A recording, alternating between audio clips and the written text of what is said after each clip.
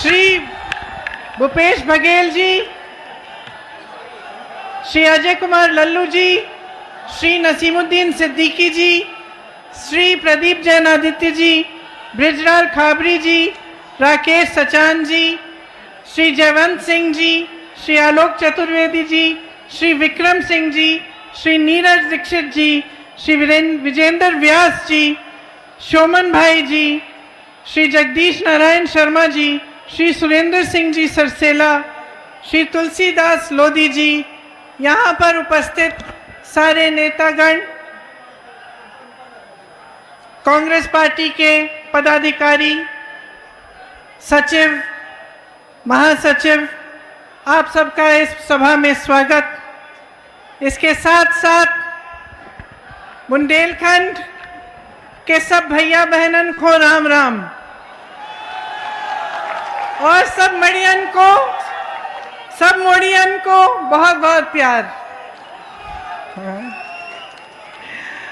हमारे बड़े भाग की हमको आल्हा उदल रानी लक्ष्मीबाई, झलकारी बाई, महाराजा छत्रसाल, दीवान हरदौल जो, राष्ट्र कवि मैथिली शरण गुप्त, स्वामी ब्रह्मानंद महाराज की महान और वीरों की धरती पर आबे को मौका मिलो।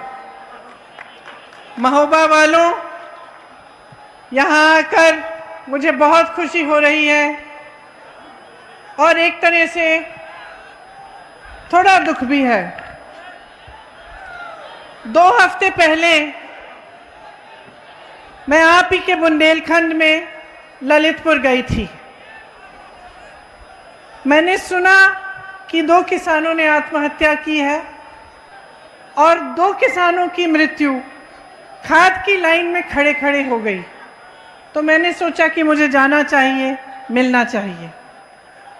और जो मैंने देखा, जो मैंने सुना, उससे मुझे खास तौर पे बुंदेलखंड के लोगों के लिए बहुत दुख हुआ। जब मैं वहाँ पहुँची तो एक छोटे से घर में उन किसानों के परिवार के सदस्य बैठे थे। मैंने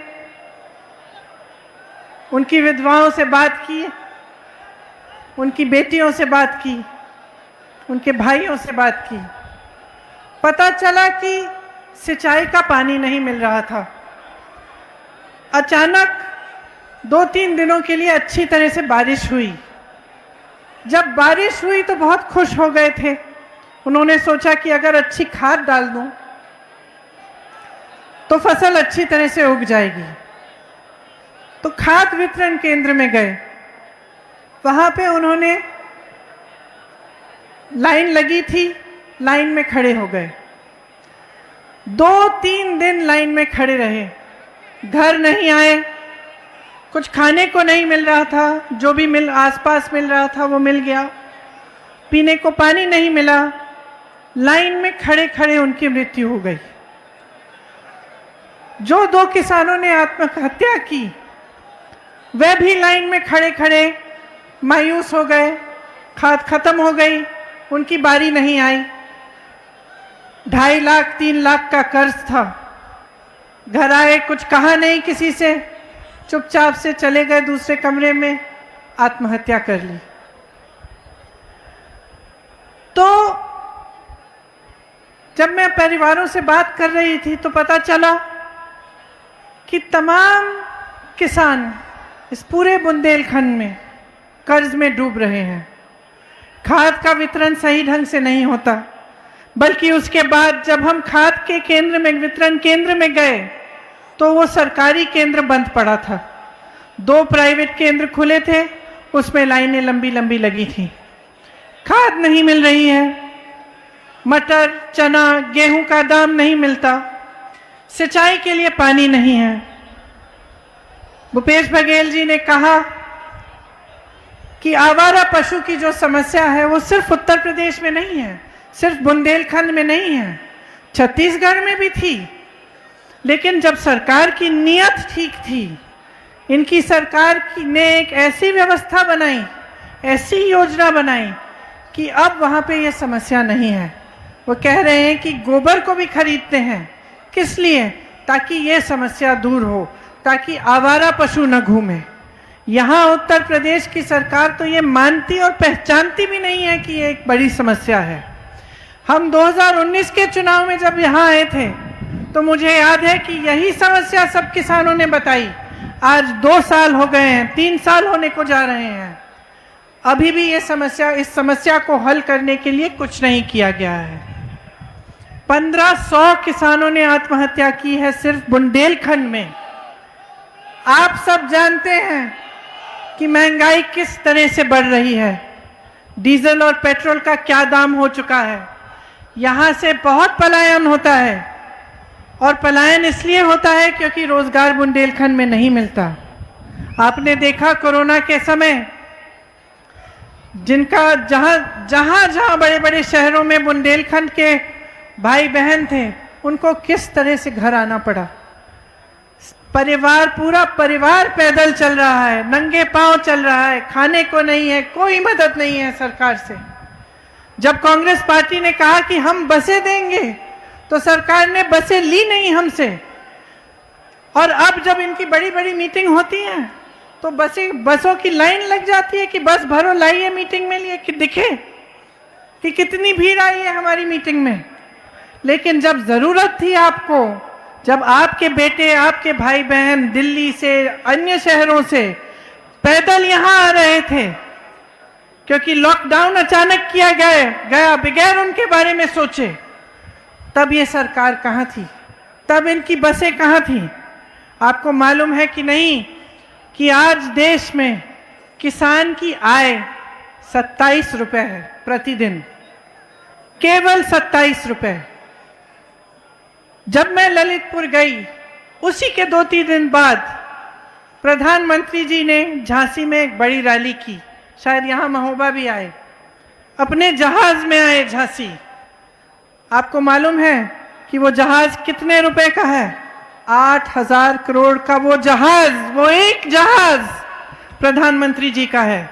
उस जहाज में वो यहाँ आते हैं भाषण देने के लिए, लेकिन आपकी आय नहीं बढ़ा पाते। उस जहाज में आते हैं लेकिन किसानों का कर्ज माफ नहीं कर सकते। आपको मालूम है कि प्रधानमंत्री जी के बड़े बड़े उद्योगपति मित्रों की आय कितनी है? प्रतिदिन 10,000 करोड़ रुपए कमाते हैं, और आप 27 रुपए में कमा रहे हैं, और आपके लिए ये सरकार कुछ नहीं कर रही है। आपने देखा कि कांग्रेस की सरकार जब थी तब बुंदेलखंड में एक विकास का पैकेज आया था, उसके जरिए बहुत कार्य किए गए थे। हम ये सब परिस्थितियों को देखकर हमने ये तय किया है कि अगर हमारी सरकार आएगी तो किसानों का पूरा कर्जा माफ किया जाएगा। आपने छत्तीसगढ़ के मुख्यमंत्री जी से सुना कि उन्होंने कितने कर्ज माफ किए हैं छत्तीसगढ़ में। इससे पहले देश भर में 72,000 करोड़ रुपए का कर्जा कांग्रेस पार्टी ने माफ कराया। आपको गेहूं और धान का जो दाम है वो 2500 रुपए आपको मिलेगा अगर हमारी सरकार आएगी। हमने ये भी तय किया है कि सबकी बिजली का बिल हाफ किया जाएगा। कोरोना काल में कई ऐसे लोग थे, खास तौर से जो छोटे दुकानदार और छोटे कारोबार चलाते हैं, जिनको बिल भरनी पड़ी लेकिन कारोबार बंद हो चुका था क्योंकि लॉकडाउन की वजह से, कोरोना की वजह से बहुत नुकसान हुआ। जिन ने वो कोरोना के समय वो बिल भरा, उनका बकाया माफ किया जाएगा, साफ किया जाएगा।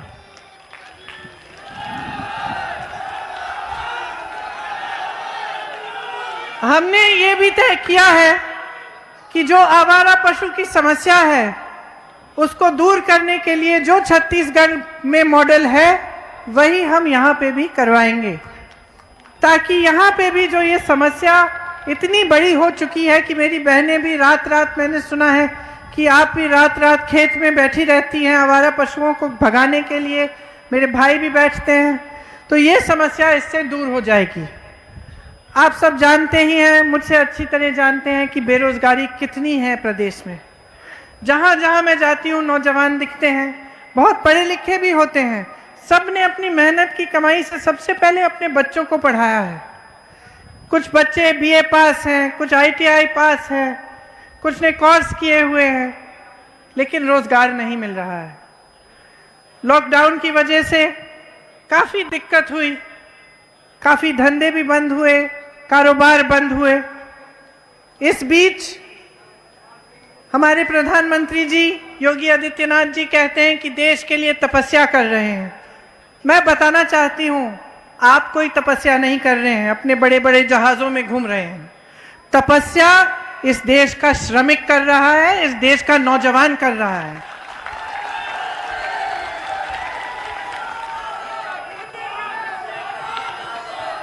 जिन परिवारों को सबसे ज्यादा आर्थिक मार कोरोना के समय मिली, जिनको जो सबसे ज्यादा गरीब हैं, जिनके छोटे छोटे कारोबार बंद हुए, उनके लिए अगर कांग्रेस की सरकार आएगी तो 25,000 रुपए दिए जाएंगे ताकि वो फिर से अपने पैरों पर खड़ा हो सके। हमने तय किया है कि 20 लाख सरकारी रोजगार दिलवाएंगे, और अगर कोई भी बीमारी हो, कैसी भी बीमारी हो, तो 10 लाख रुपए तक सरकार इलाज कराएगी।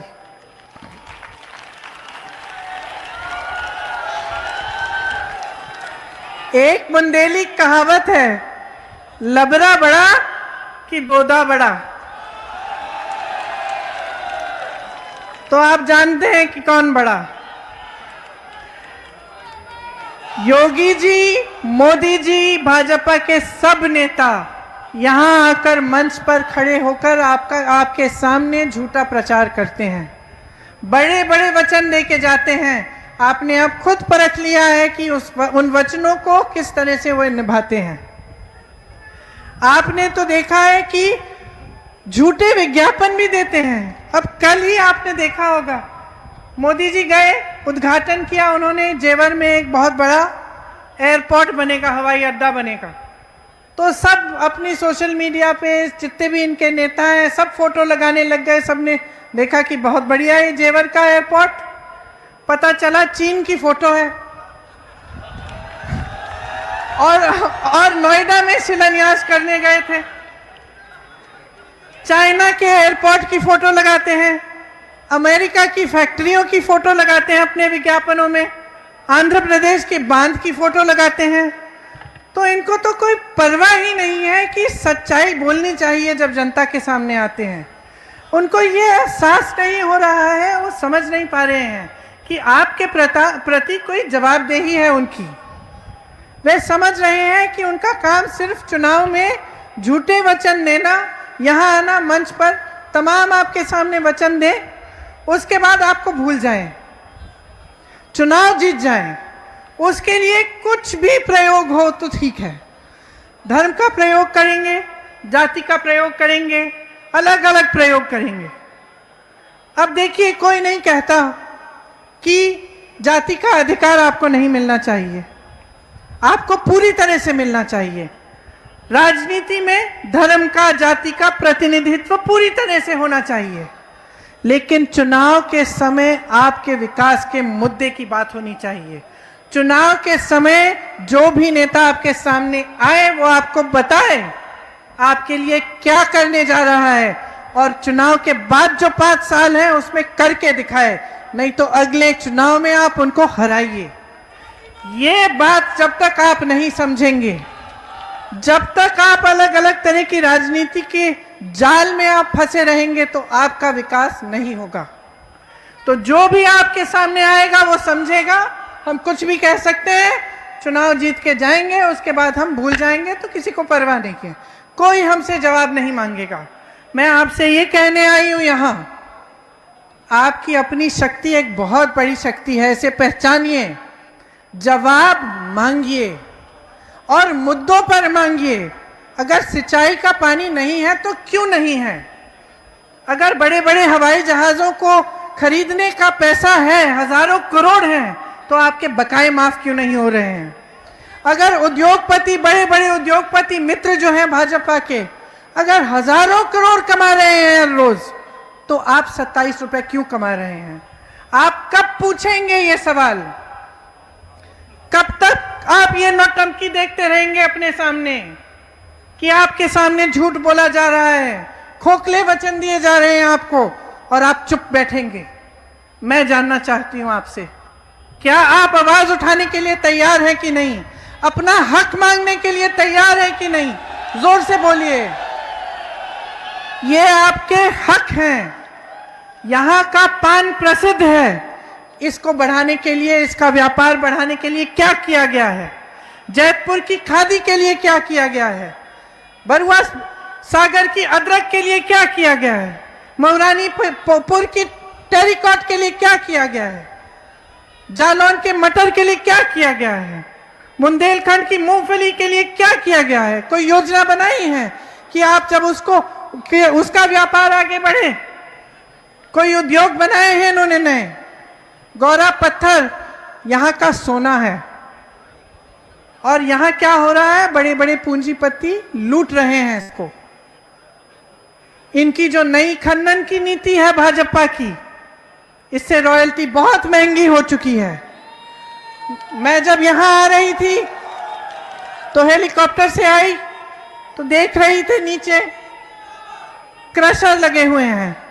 मुझे बताया गया कि यहाँ पे कम से कम 450 क्रशर होते थे, आज 50 से 60 बचे हैं। बालू का ट्रक 9,000 रुपए में मिल रहा में है, सॉरी, हाँ, 9,000 रुपए का था बालू का जो ट्रक, आज 50,000 रुपए का हो चुका है।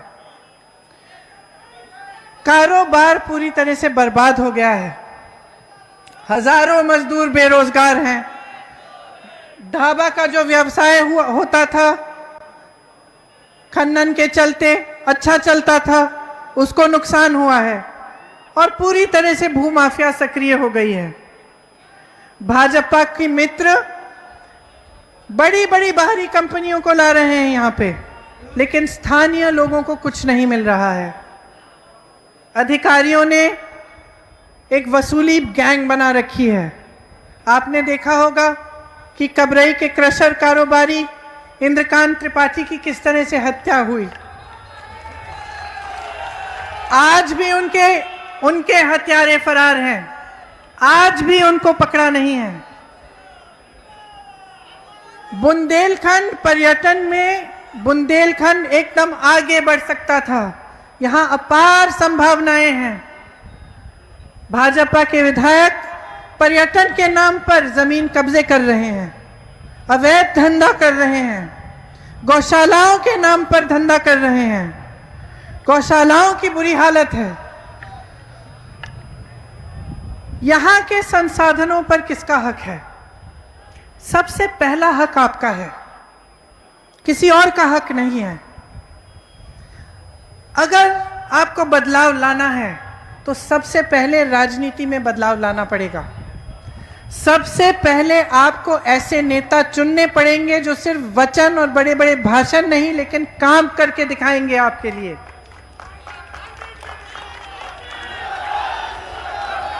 हमने ये तय किया है कि बुंदेलखंड के लिए एक स्थायी बुंदेलखंड विकास का बोर्ड होना चाहिए।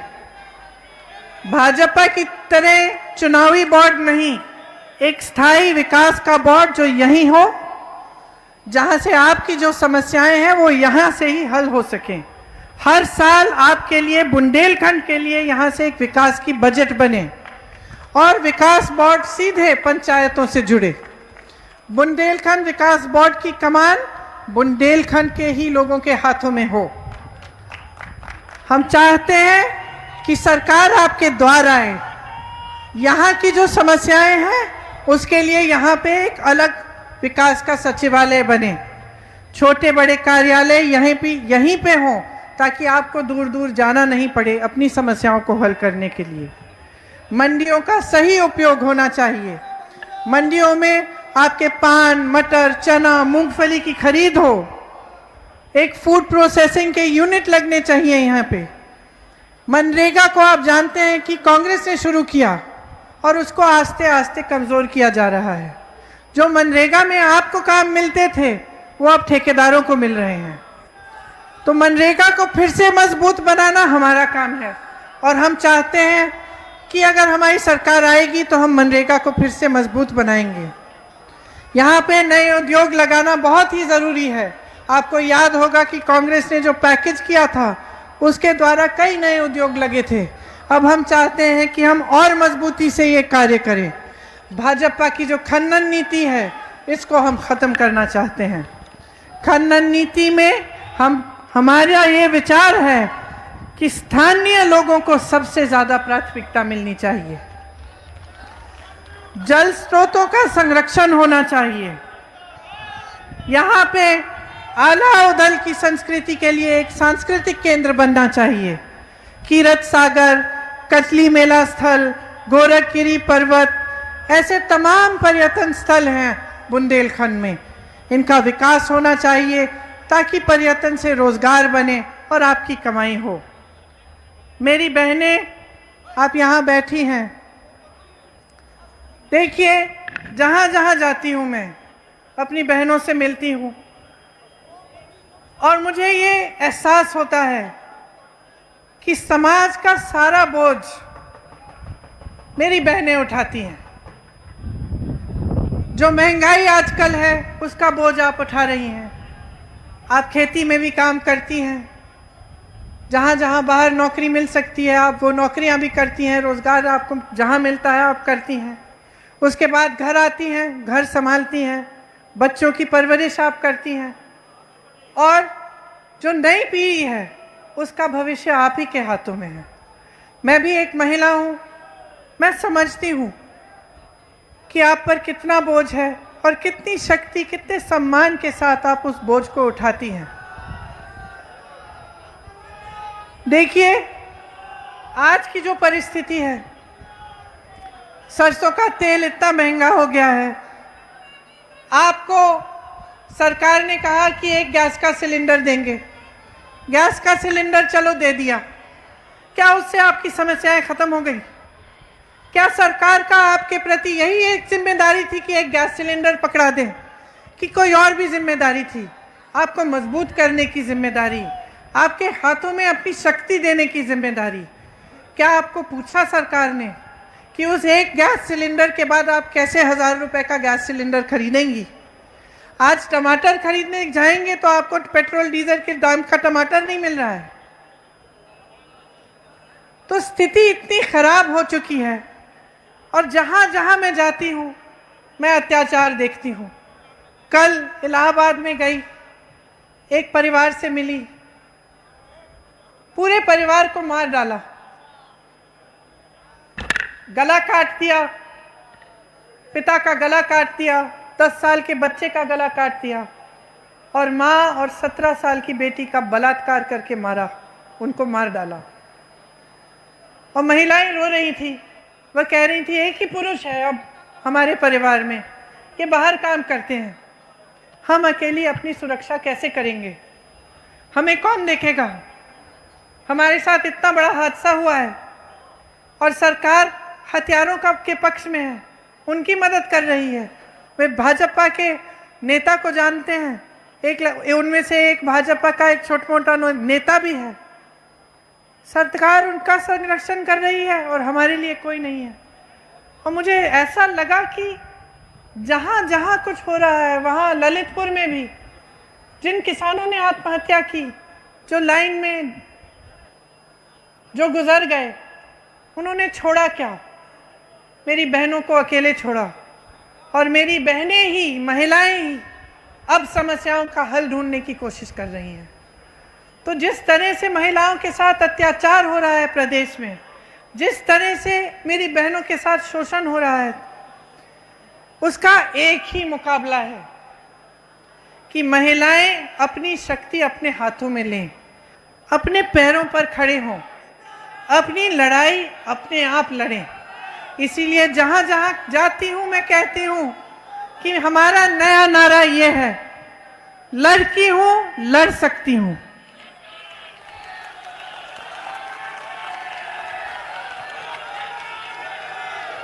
इसका मतलब क्या है? इसका मतलब है कि अब हम इंतजार नहीं करेंगे। हम इंतजार नहीं करेंगे कि कोई और आकर हमारी समस्या को सुलझाए। हम अपनी समस्या को सुलझाने के लिए खुद खड़े होंगे। हम चाहते हैं, कांग्रेस पार्टी ने ये ऐलान किया है कि 40% टिकट इस चुनाव में, आने वाले चुनाव में महिलाओं को देंगे, ताकि महिलाएं पूरी तरह से विधानसभा के चुनाव में भागीदार बने, विधानसभा में बैठें। जब नए नए कानून बने उनके लिए, तब महिलाएं कानून भी बनाएं, उनकी भागीदारी हो, उनकी आवाज हर जगह उठे। इसीलिए महिलाओं के लिए हम कुछ खास प्रतिज्ञाएं करना चाहते हैं। मैंने एक प्रतिज्ञा पत्र बंटवाया है, शायद आपको मिला होगा। इसमें जो छात्राएं 12वीं कक्षा में हैं उनको स्मार्टफोन दिया जाएगा। उनसे जो बड़ी हैं उनको स्कूटी मिलेगी। बस की यात्राएं प्रदेश भर में महिलाओं के लिए मुफ्त होंगी। एक गैस सिलेंडर नहीं, आपको 3 गैस सिलेंडर मुफ्त मिलेंगे। मेरी आशा बहू और आंगनवाड़ी की जो बहनें हैं अक्सर मुझसे मिलती हैं। कुछ दिनों पहले लखनऊ में एक बहन आई, उसने अपना हक मांगा तो पुलिस ने उसको पीटा बहुत बुरी तरह। वह मुझे कहती हैं कि बहुत समय से उनका मानदेय बढ़ाया नहीं गया है। अगर हमारी सरकार आएगी तो हमने प्रतिज्ञा ली है कि 10,000 रुपए मानदेय आशा बहुओं और आंगनबाड़ी की बहनें की होगी। जितनी है जो 20 लाख जो नौकरियां हैं, जो रोजगार हैं, जो हम देना चाहते हैं, इसमें से 40% हम महिलाओं को देंगे। और जो पहले से आरक्षण लागू है उसी के अंडर आएगा, लेकिन 40% महिलाओं को भी मिलेंगी ये रोजगार। विधवा पेंशन 1,000 रुपए का होगा। दलित छात्रावासों के लिए आधुनिक नई हम फैसिलिटीज बनवाएंगे और सुविधा बनवाएंगे। स्वयं सहायता समूहों एवं जहल सहेलियों का सरकारीकरण किया जाएगा। वीरांगना जलकारी भाई जैसी वीरांगनाओं के नाम पर महिलाओं के लिए एक दक्षता विद्यालय हर एक जिले में बनेगा, जिसमें आधुनिक से आधुनिक सुविधाएं होंगी। तो देखिए, आपके लिए बहुत प्रतिज्ञाएं, बहुत योजनाएं हमने सोची है और हम आपके सामने हम कह रहे हैं हम करेंगे। तो आप यकीन कैसे कर सकते हैं मेरी बातों पर? आपके सामने जो भी आता है वो प्रतिज्ञा, वो वचन करके चले जाता है। तो आपको कैसे यकीन होना चाहिए कि कांग्रेस पार्टी के नेता जब आपके सामने आते हैं और कुछ कहते हैं तो उस पर खरा उतरते हैं। 2 चीजें हैं।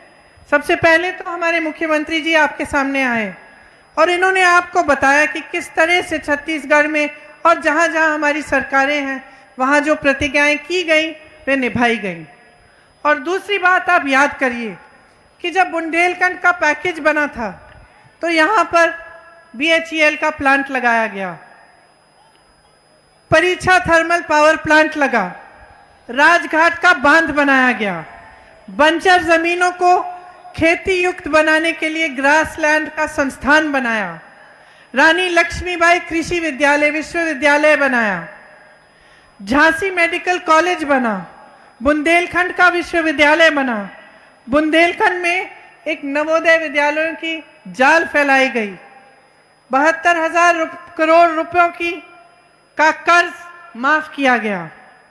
उसमें से नहीं, अलग से 12,000 करोड़ का एक पैकेज बना था। ये सब कांग्रेस की सरकार ने किया था। तो जब हम आपके सामने आते हैं तो हमें अच्छी तरह से एहसास है कि हम आपके प्रति जवाबदेह हैं। हम जानते हैं कि अगर हम वचन निभाएंगे, हमें उस वचन को आपको देंगे तो हमें उस वचन को निभाना पड़ेगा, क्योंकि हमारी नीयत साफ है। आपने भाजपा के नेताओं की नीयत 5 सालों से देख ली है।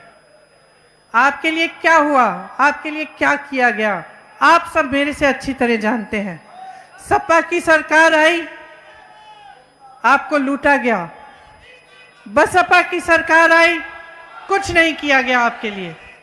भाजपा की सरकार आई, तमाम झूठे वादे किए, उनको निभाया नहीं। उनकी नीयत साफ नहीं है। मैं यहाँ खड़े होकर आप सबसे कहना चाहती हूँ कि जिन जिन लोगों से मैं मिली हूँ उत्तर प्रदेश में, जहाँ जहाँ गई हूँ, जिन जिन गांव में गई हूँ, जिन परिवारों से मिली हूँ, जहाँ जहाँ मैंने देखा है कि दुख है, दर्द है, मैं समझी हूँ कि आपको एक ऐसी सरकार की ज़रूरत है जो आपके साथ, जिनकी आपके साथ संवेदना हो, जो आपकी समस्याओं को समझे और सुलझाने की दिल से कोशिश की। और मैं चाहती हूँ कि उत्तर प्रदेश में आने वाले समय में एक ऐसी ही कांग्रेस की सरकार आए जो आपकी समस्याओं को सुलझाने के लिए दिन रात काम करे, पीछे नहीं हटे। तो आपसे आग्रह करती हूँ कि आप अपनी शक्ति को अच्छी तरह से पहचानिए, उसको मजबूत बनाइए। मेरी बहनें यहाँ हैं, एक बहुत बड़ी शक्ति है। आप चाहें तो ये प्रदेश बदल सकता है, लेकिन आपको चाहना पड़ेगा, आपको समझना पड़ेगा और आपको अपनी शक्ति को पहचान कर आगे बढ़ना पड़ेगा। आपको बहुत बहुत धन्यवाद। बुंदेलखंड की जय, बुंदेलखंड की जय, बुंदेलखंड की जय। जय हिंद। दीदी